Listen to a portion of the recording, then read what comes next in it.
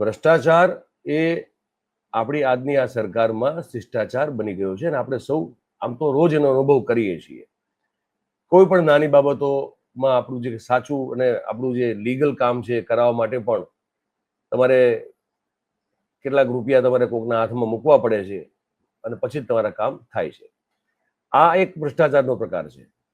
બીજો પ્રકાર જે છે દોસ્તો, એ જરાક આનાથી વધારે જુદો અને બહુ મોટો છે, એ સમજવા જેવો છે. એ છે કે સરકારી યોજનાઓમાં જે બંદરબાંટ થઈ રહી છે અત્યારે